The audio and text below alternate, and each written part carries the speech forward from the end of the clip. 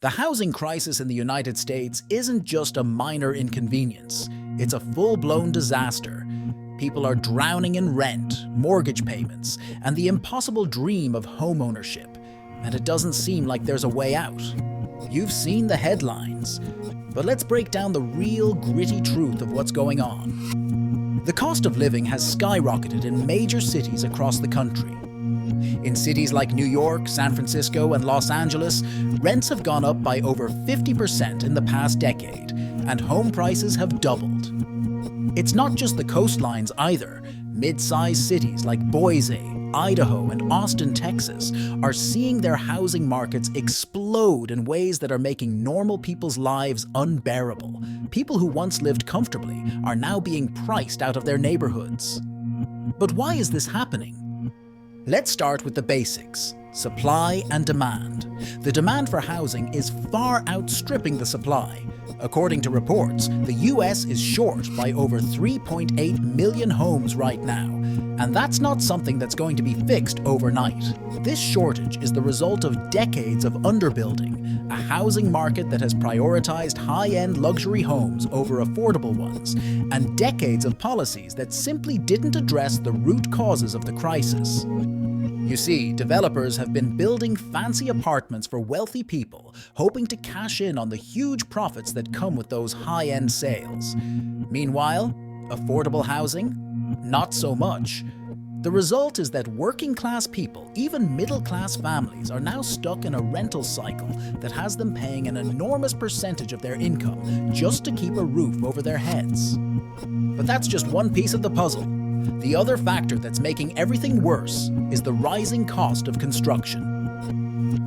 Housing developers can't afford to build homes at an affordable price because materials are so expensive, labor is in short supply, and zoning laws and local regulations make it nearly impossible to get projects approved quickly. Cities like New York and Los Angeles, where the demand is the highest, are some of the worst offenders when it comes to restrictive zoning. This means that even if you wanted to build affordable housing, you'd be fighting tooth and nail just to get permission to build it. Meanwhile, wealthy developers build high-rise condos because there's more profit in that. The affordable housing market is left behind. But it's not just about building homes. The financial side is also a huge factor here. In the past few years, interest rates have skyrocketed because the Federal Reserve has raised them in an attempt to control inflation. That means fewer people can afford to borrow money for a mortgage, and even fewer can afford to buy homes. When interest rates go up, it's not just mortgages that become more expensive. Rents go up too. Renters are the ones who feel the squeeze the hardest, especially in places like San Francisco, where a one-bedroom apartment can cost over $3,000 a month. For most people, the dream of home ownership is fading fast. The American dream isn't so dreamy anymore when you can't even afford a down payment. Millennials and Gen Z are looking at the housing market and realizing that they may never be able to buy a house. Homeownership rates have dropped dramatically in the past decade, and the number of first-time homebuyers has plummeted. And let's talk about the real-world consequences of this. This housing crisis isn't just a set of numbers or a bunch of political debates. It's affecting real people every single day. Families are being forced to choose between food and rent. Elderly people are finding themselves pushed out of homes they've lived in for decades because the rent keeps going up. Working-class people are being forced to live in smaller, less safe places because they can't afford anything else. In cities like Los Angeles, San Francisco, and New York, the rising rents are forcing long-time residents to leave neighborhoods they've called home for years. Meanwhile, luxury apartments are sitting empty, bought by investors who never intend to live in them, only to flip them for a profit. Meanwhile, more and more people are getting pushed onto the streets, their lives completely destabilized. The homeless population in cities like San Francisco has exploded. It's impossible to ignore anymore. Walk down any major street and you'll see people living in tents, people who had jobs, families and lives just a few years ago, but were simply priced out of the market. And this doesn't just happen in one or two cities. It's happening all over the country, from Seattle to Denver to Miami. But here's the kicker: the government isn't doing enough.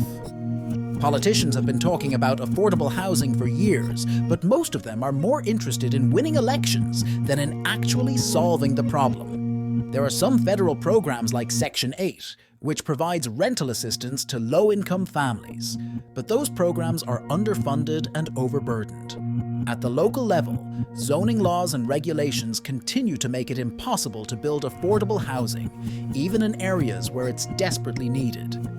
Some cities have tried to pass rent control laws, but those efforts are constantly under attack by landlords and real estate developers who stand to lose millions in profits if rent prices are capped. Rent control isn't a perfect solution, but it helps in the short term, especially for vulnerable people. But it's often met with resistance and frankly doesn't do enough to address the root cause, the lack of housing supply. So what's the solution? First, we need to stop treating housing like an investment. Housing is a basic human right, and it's time we start acting like it. We need to see the construction of affordable housing on a massive scale. But that won't happen if we keep letting the private market call the shots. Zoning laws need to be reformed to allow for more construction, not just luxury housing, but real affordable housing for working-class families. We also need to invest in public housing again, something we've abandoned for far too long. It's also time to rethink the idea that home ownership is the only path to success. Renting should be a long-term option for people, not just a temporary stopgap. And if the government isn't willing to step in and help, then it's up to us to demand it. Housing can't be treated as a commodity anymore. It's a necessity, and it's time we treat it that way. But here's the harsh truth. Until we get the government, developers, and the real estate industry to change their priorities, this crisis is only going to get worse. People are already paying the price, and the longer we wait to fix this problem, the deeper the crisis will become.